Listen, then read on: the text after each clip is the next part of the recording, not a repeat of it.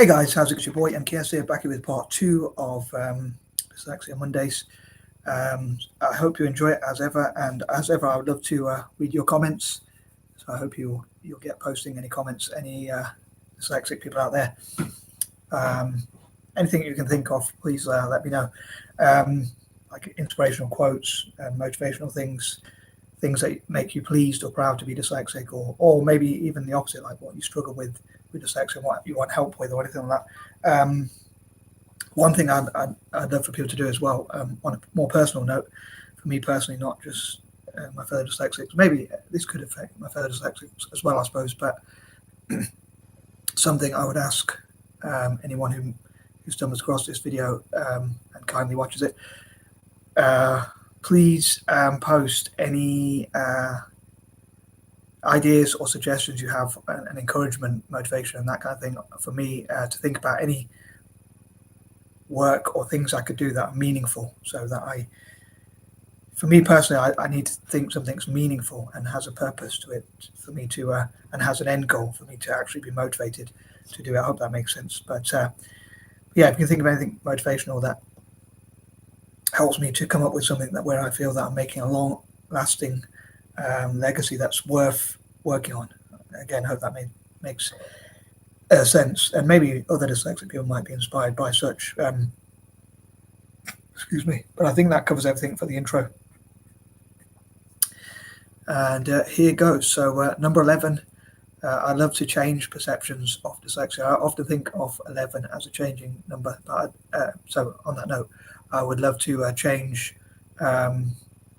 what people think about dyslexia, like going from a weakness and thinking that dyslexics only have weaknesses, to learning about some of the strengths we have, which I suppose Made by Dyslexia, Dyslexic Advantage, and others are kind of working on. So I think it would be quite fitting to work with such organisations and individuals who might be positive about dyslexia, might be positive about being dyslexic, or might be positive about the dyslexics they know, and who might have positive research, like the case for investigating dyslexics, the value of dyslexia report, and other things like that. I think it'd be cool to work with such people, because we can change the perception of dyslexia together, hopefully all around the world. And I'd love to somehow convince politicians in countries across Africa and Asia, and possibly Latin America, as well as Ireland, former colonies, as I often say. I'd love to show to them what we can achieve. I'd also love to encourage dyslexics to do things like run businesses and things like that, so that hopefully they can have a career that they're proud of and pleased with, so that they don't turn to crime or have to rely on benefits or things like that. I know I'm on benefits myself at the moment, but that's one of the reasons why I made a YouTube channel. So I think it'd be cool, as I say, if we work together, investing together, learning to run business together, supporting each other on social media, sharing ideas together, helping each other to find each other's strengths and skills, and learning about ways to organise ourselves and things like that. Rather controversially, I mentioned before, but I don't think we should join militaries, gangs, terrorism, or anything that involves violence, or anything that's illegal. I would love for dyslexics, if I'm dreaming, I would love for us not to do any of those things. And if I'm really dreaming, I'd love for us all to be teetotalers, not to take drugs, not to smoke, and not to change the way God made our body, even though I'm not that religious, but not to get piercings or tattoos, or dare I say gender realignment or anything like that. Dare I say, I probably should be careful what I say, but those are my dreams anyway, probably pipe dreams. But anyway, I'm going to move on. I think there was probably something else I was going to say in point number 11, but I can't quite think of it now. But as I say, I'd love to inspire my fellow dyslexics all around the world. Number 12, I hope to find ways on that note to have dyslexic mentors and potential role models going to parts of Africa, Asia, Latin America, and Ireland, to talk about what we can contribute, and setting up academies in those nations, in former colonies. To be honest, for me, it's like a form of reparations, which I'll probably come to in a bit more detail later. But I'd love, as I say, for people to share motivational, if I'm talking about Mondays, motivational Mondays, even my alliterations. I would love for us to motivate each other. And again, I mean, I've mentioned this on my Facebook. I do try and keep it different if I can, but I do have these specific ideas and goals and patterns and things like that, and I like things to be just so. So I do struggle to be a bit more flexible, which I'd like to be. But and I forgot what I thought, but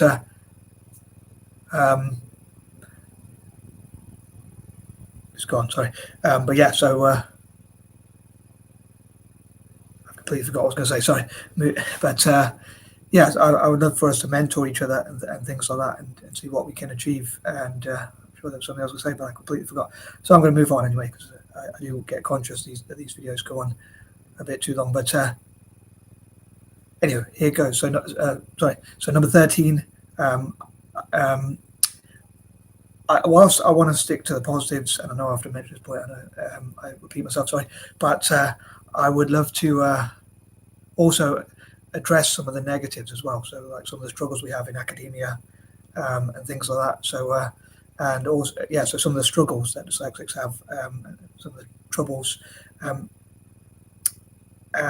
For instance, managing time, remembering our chain of thought, problems with memory, sometimes problems with maths, and certainly normally problems with reading, writing, and arithmetic, and things like that.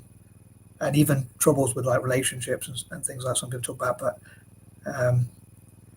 I myself, I don't want to jinx this, but I'm a romantic, so I don't really care about romance or anything to do with relationships. But obviously some people do. But that's something we can sometimes struggle with, or often struggle with, which people talk about on YouTube. Number 14, I hope we can solve problems together. Number 15, hopefully by the end of this month, I will have organised a group of dyslexics to come together, discuss things on Zoom, even meet up in person, perhaps, hopefully, and even travel together, and to go to, as I said before, like Italy, to discuss our ideas and what we can contribute to football, soccer for any Americans, calcio for any Italians, footy, as I sometimes like to call it. I use all those terms interchangeably, but what we can do to help Italian football to become number one using our dyslexic strengths, which I believe we could do, and also what we can do for Celtic FC, as I mentioned before, and also what we could do for, as I say, emerging market economies or developing nations or former colonies. Now,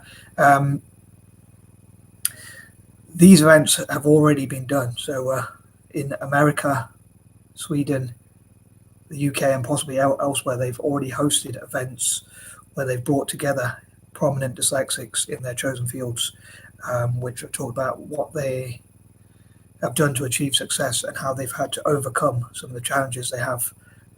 So these things have already kind of been done before, but so it's just sort of copying and pasting it and replicating it and trying to show to leaders in Africa and Asia that they would benefit from hosting these events, which I hope they would, by having those dyslexic people who will come to, say, Nigeria or Cameroon or wherever else, and they'll spend money, they'll have to stay in hotels.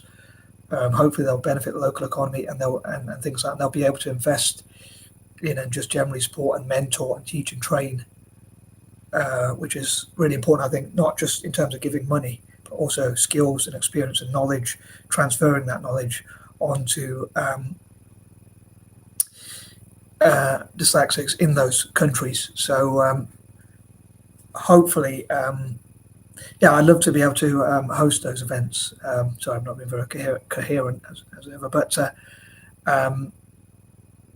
I would love for Asian and African nations to see the value in those events that have already happened. So if they see the value of Dyslexia Report, the case for investing in dyslexics, and the events that have already happened, the Global Dyslexia Summit, and things like that, I think it'd be pretty cool. Number 16, one of the reasons why I think it's important to have as an anti-imperialist and also someone who wants to showcase what dyslexic can do to tackle poverty and help poorer countries to, with our creativity, how we can help poorer countries to do better, is because I know they've been held in America, Sweden, and the UK, and possibly one or two other countries, but those countries are already quite rich.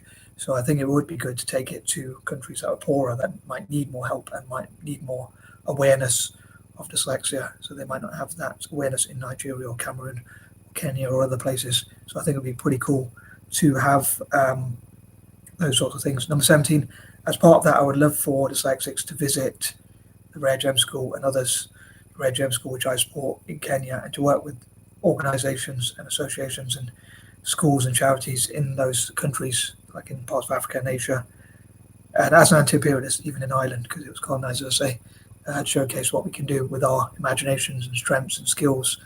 And one big strength we have is our imagination.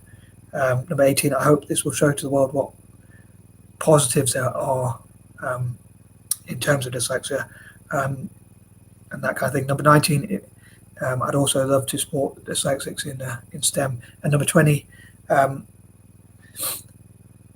so in the future, as part of my legacy or bucket list or whatever, or what I hope to look back on even, I hope that as soon as possible, preferably this year, preferably before November even, but before the end of this month even, in other words, dyslexics will have showcased what we can do to help Italian football to become number one. Hopefully with our creative ideas, we'll help Italian football to become the best that it can be and hopefully become the most successful footballing nation. Also, hopefully help Celtic to become the best and most successful team outside of Italy, and also hopefully help emerging market economies and former colonies. So anyway, I hope dyslexics out there, all around the world especially, found these videos interesting, or even people, I would say, who like hearing about new things or learning about new things and things like that, or both. Anywho, I'm out. Peace and love.